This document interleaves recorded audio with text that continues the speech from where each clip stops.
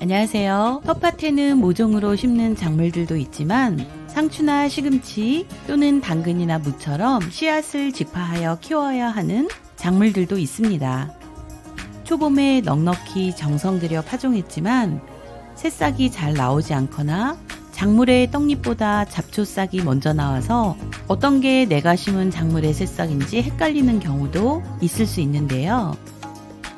오늘은 이런 잡초 문제와 발화율 문제를 해결할 수 있는 텃밭 왕초보를 위한 작물 씨앗 뿌리는 방법을 알려드리려고 해요. 해답은 바로 텃밭에 작물 씨앗을 뿌릴 때 상토를 이용하는 방법입니다. 덩어리진 흙이 없게 흙을 잘 골라서 편편하게 해주고 상토를 깔아줍니다. 저는 집에서 모종 만들려고 50m 상토 한 봉지를 구입했는데 모종을 만들고도 꽤 많은 양이 남아서 텃밭에서 활용해 보았어요.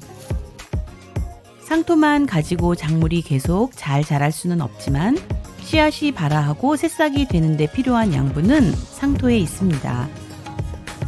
가장 좋은 점은 상토에는 다른 잡초 씨앗들이 포함되어 있지 않다는 사실이죠. 상토를 너무 두껍게 깔면 씨앗이 튼튼한 어른 채소로 자라나지 못할 거고 또 반대로 너무 얇게 깔면 다른 잡초 씨들이 먼저 올라올 수 있으니까 적절한 두께로 깔아주는 게 좋습니다. 약 1cm에서 2cm 정도면 적당할 듯 해요. 씨를 뿌리기 전에 상토에 물을 충분히 주세요. 이제 땅도 촉촉해졌으니 씨앗을 뿌릴 준비가 다 되었네요.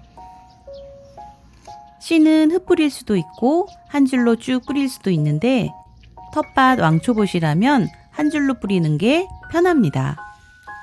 이렇게 한 줄로 뿌리면 다양한 씨앗들을 한눈에 알아보기도 편하고 나중에 소금할 때도 훨씬 더 편해요. 일정한 공간에 한 가지 씨앗만 뿌리는 경우에는 흩뿌리는 것이 시간도 절약되고 더 편하긴 하답니다. 일정하게 소울소울 뿌려야 하는데 힘 조절을 잘 못해서 왕창 뿌려주기도 한답니다.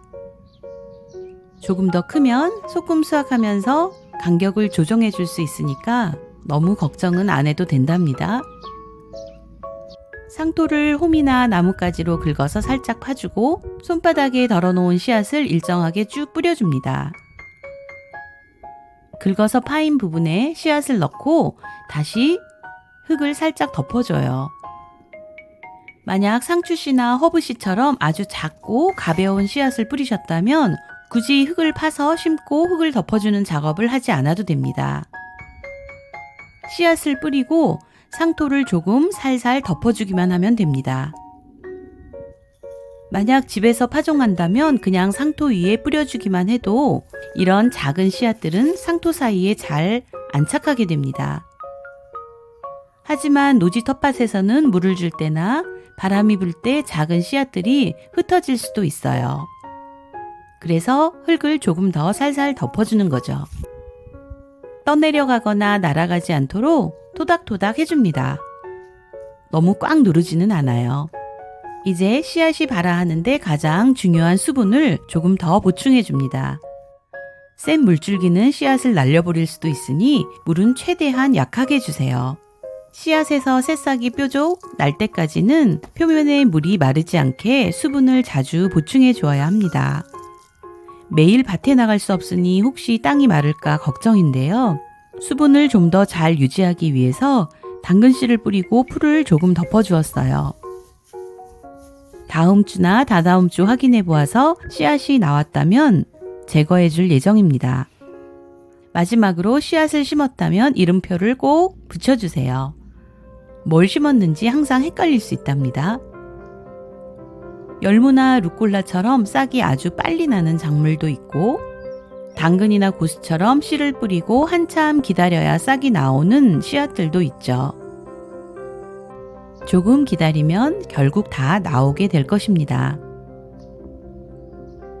오늘은 집에서 모종을 만들고 남은 상토가 있어서 텃밭에서 직파할 때 사용해 보았던 경험을 공유해 보았습니다. 하우스 등에서 모종을 만들 때 주로 사용하게 되는 상토는 단기간에 싹을 잘 틔울 수 있도록 만들어진 흙이므로 잡초씨 등이 포함되어 있지 않고 비교적 수분을 잘 유지하는 특성이 있어서 노지에서 직파에 이용할 때도 편리했어요. 혹시 남는 상토가 있다면 직접 한번 응용해 보세요. 오늘 영상이 도움이 되셨다면 구독과 좋아요도 잊지 말고 꼭 눌러주세요. 다음에는 더 유익한 영상으로 찾아뵙겠습니다. 감사합니다.